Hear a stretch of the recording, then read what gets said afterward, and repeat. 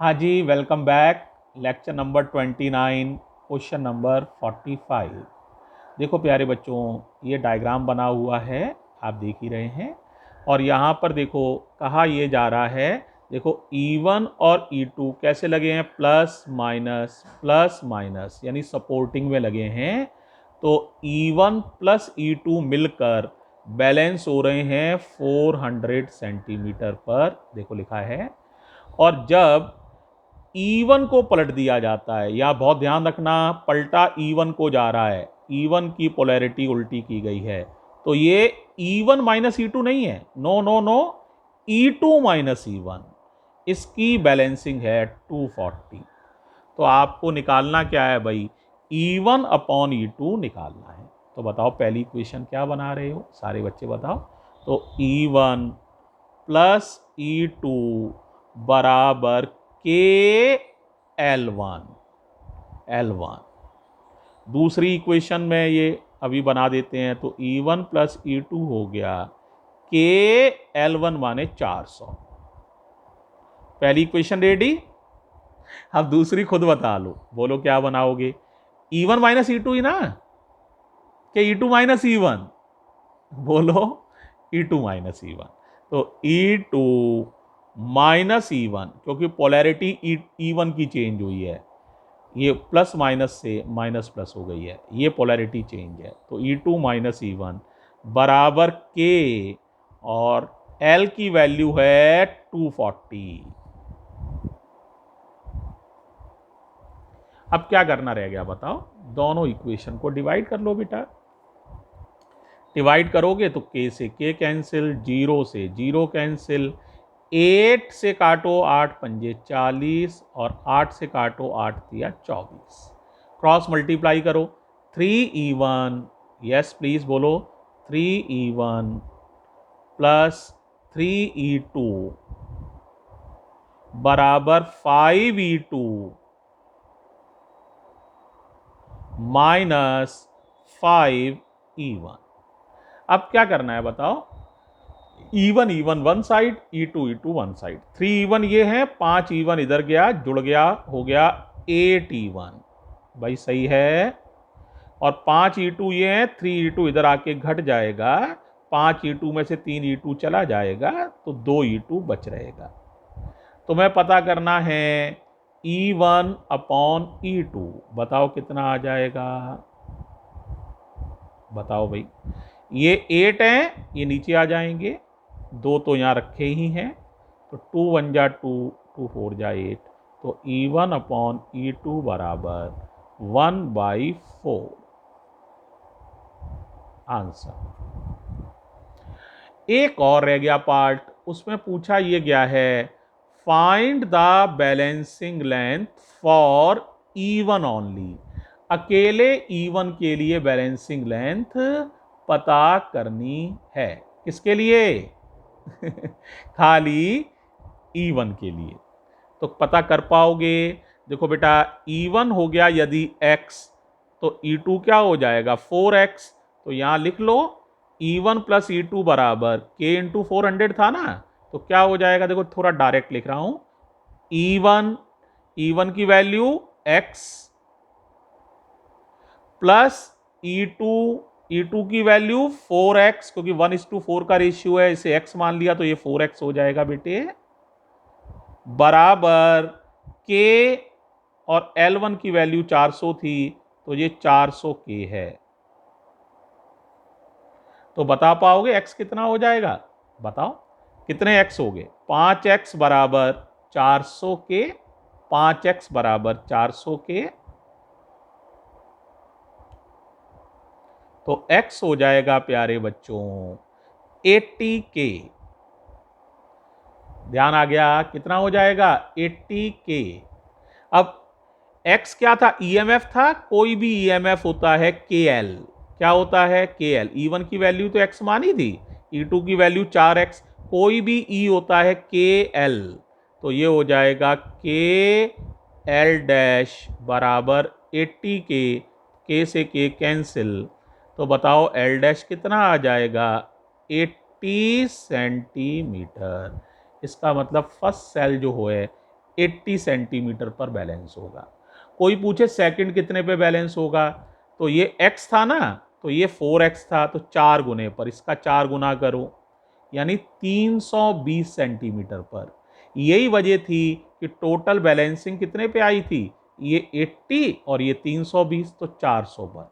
और जब घटाया था तो 320 में से 80 चला गया होगा, तो 240 पर बैलेंसिंग आई थी, 240 पर। तो आप पूरे आंसर को भी जस्टिफाई कर सकते हो।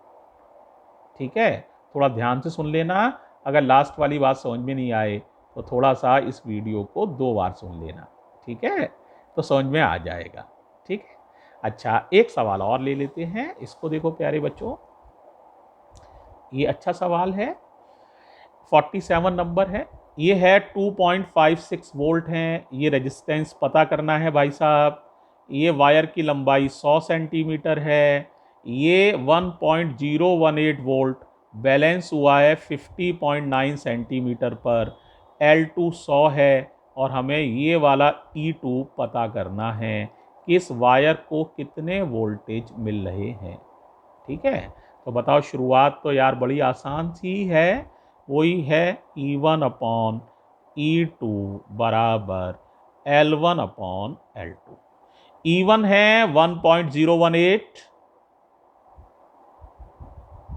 E2 माने इस वायर का वोल्टेज जो अभी मुझे मालूम नहीं है।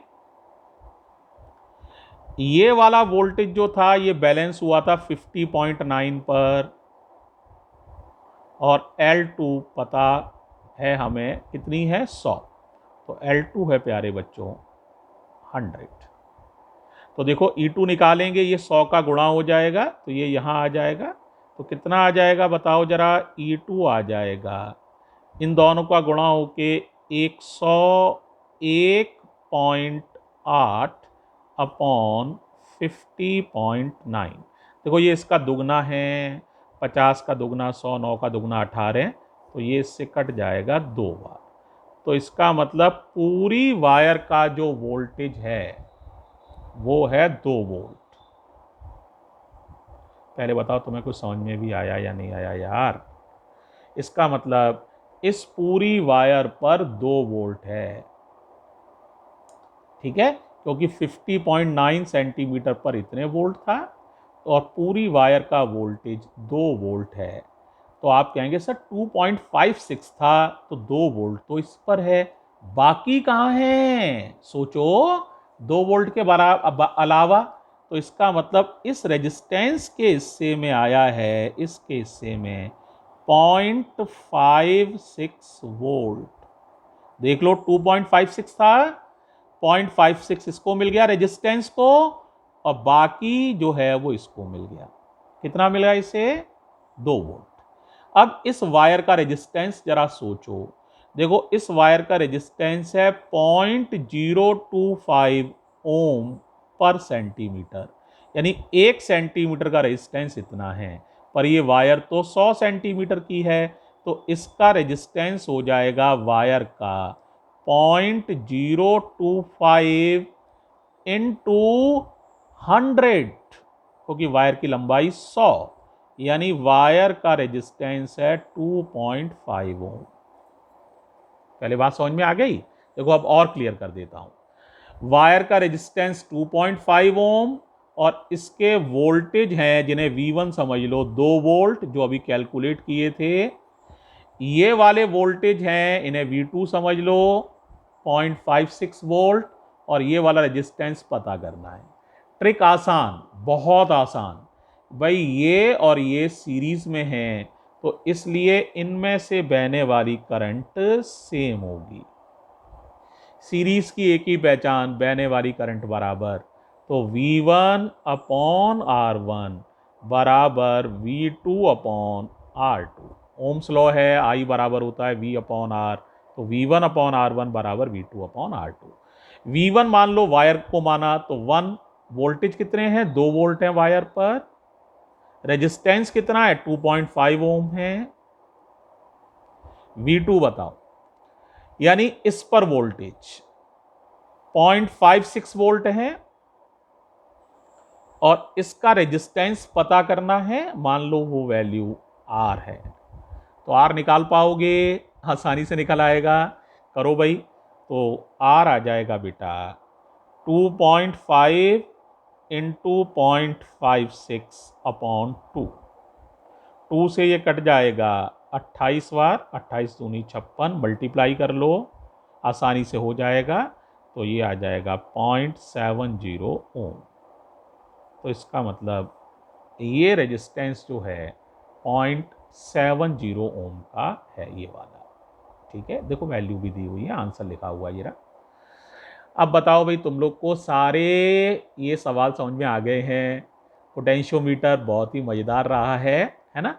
और प्यारे बच्चों, और भी करके देख लो इसे, कोई और समस्या हो तो ज़रूर पूछ लो। और इस तरह से पोटेंशियोमीटर के न्यूमेरिकल्स मैंने 6 कर दिए हैं। थैंक यू बच्चों।